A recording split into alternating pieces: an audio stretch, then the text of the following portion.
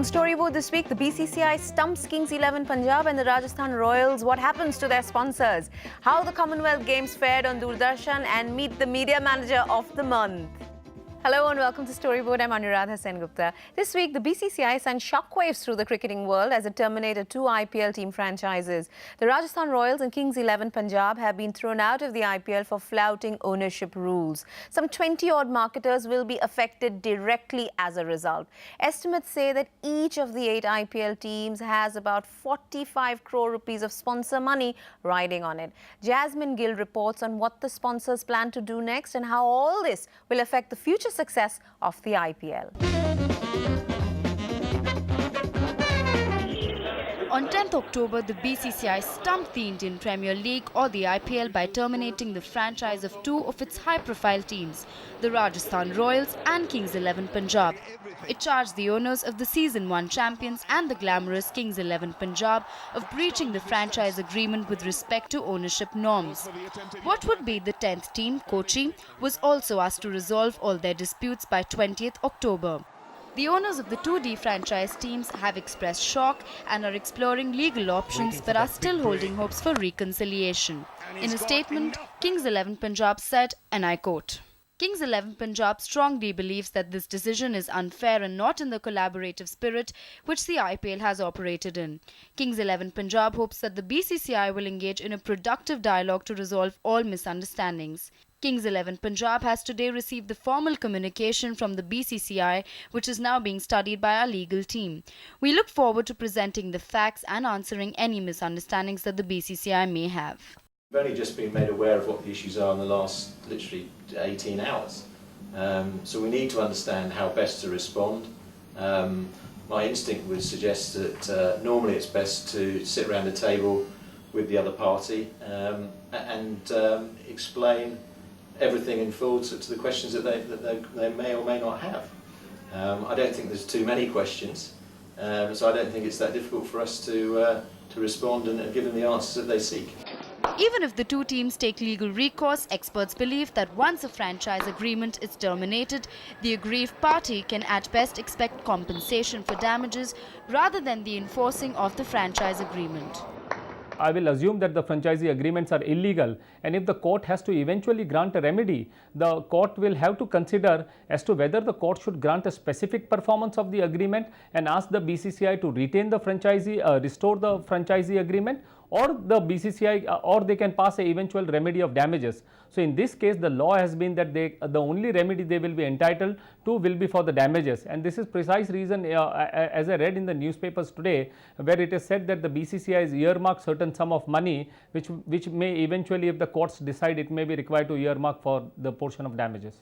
Last year, Kings 11 Punjab had 10 sponsors on board. They include Emirates, Gulf Oil, PepsiCo's Mountain Dew, ACC Cements, Whirlpool, Reebok, Royal Challenge, Aroma Mobiles, DigiCable and Wrigley's Orbit Chewing Gum.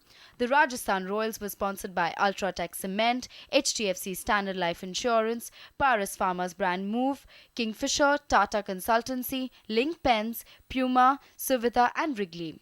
Sources say that the biggest casualties will be companies like Emirates, Gulf Oil, Link Pens, Ultratech Cement, Puma, Reebok and Wrigley, who each have long-term contracts in the region of 3 years. While most companies refused to react to the news and were in talks with the team owners, they were all appalled. We are seeking legal opinion because we have only completed about 7 months of a 12-month association.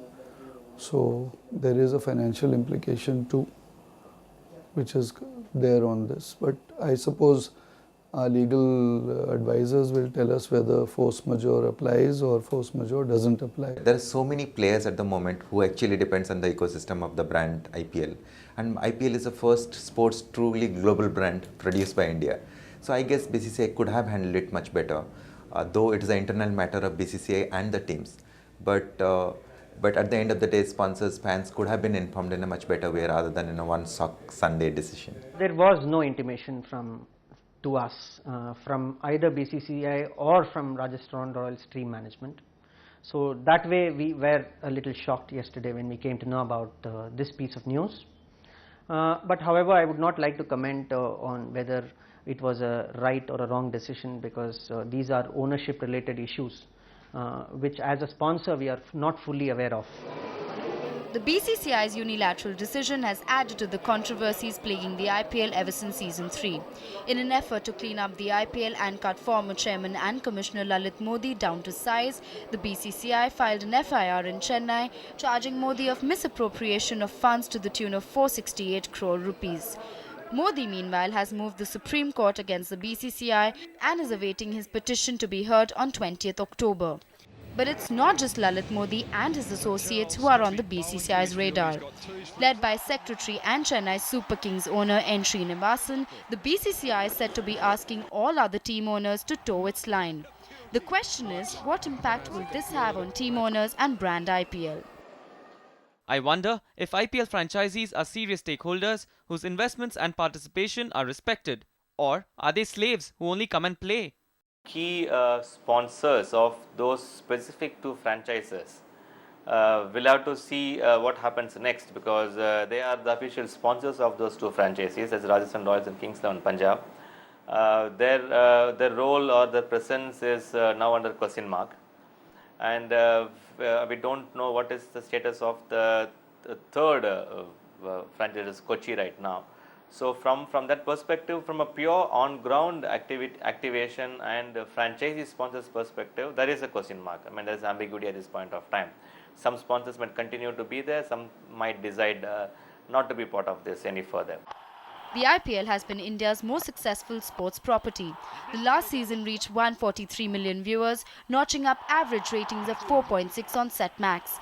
Over 100 advertisers were on board Season 3, with Setmax earning over 700 crore rupees from 68 sponsors through ad revenues alone. Companies like DLF India, that have naming rights to the tournament for 5 years since its start in 2008, and presenting sponsors like Vodafone, Hindustan Unilever, Citigroup and Godrej have most at stake and are watching closely. Media buyers say that advertisers are concerned, but decisions whether or not to invest in Season 4 will be taken only in November. Our relationship is with the broadcasters when it comes to on-air discussions. So the question is, to my mind, what kind of the duration of the tournament, and therefore that leads to the kind of commitment we need to make with the format, and that's the only question which is running in our mind at this point of time. The second question is not to the online broadcaster, but to the franchisee owners at this point of time, is that those sponsors will have to see what next.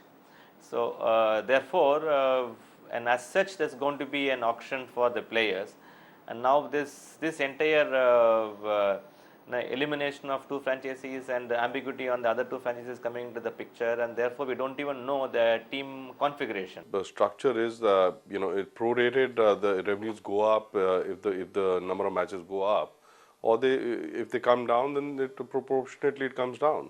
And that's true for the advertisers also, because we have started selling the process of 74 games this year, up from 60. So if the games go back to 60, we'll go back to the 60 games. So there's no really large impact over there, because even from an outflow perspective, because it's prorated, it comes down.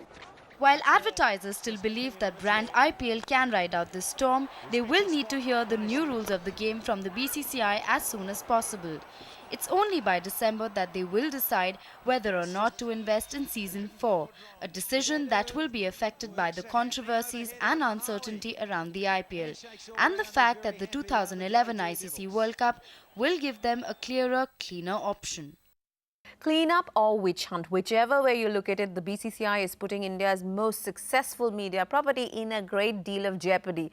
So will brand IPL overcome all this and be able to ride out the storm? That's our ad meter poll this week. Simply log on to storyboard.in.com and tell us what you think.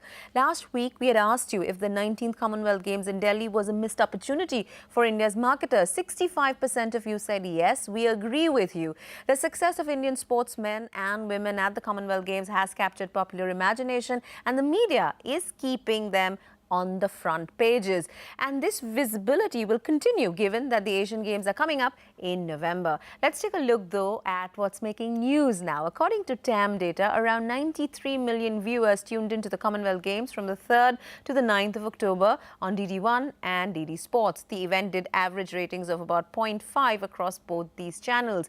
3 sports crossed ratings of 1 on a single day: badminton, courtesy Saina Nehwal, table tennis and weightlifting. On the advertising front, 15 hours worth of ads aired during this week. There were 51 advertisers and 56 brands, but no surprises on who the top advertisers were. PSUs led the way with the Indian Railways, Bank of India, NTPC and Air India leading the charge. Next, a display of consumer power via social networks. The American retailer Gap's iconic blue square logo got a makeover this week, only to be pulled back as a mistake. The new look was released by Gap on its website on October 4th, but severe consumer backlash has compelled the company to revert to the old logo design and claim, and I'm quoting from their statement, "We are clear that we did not go about this in the right way. We recognize that we missed the opportunity to engage with the online community." A clear indication there that consumers own brands and are possessive about them. Time for a break, but when we come back, lots of commercials and meet the media manager of the month.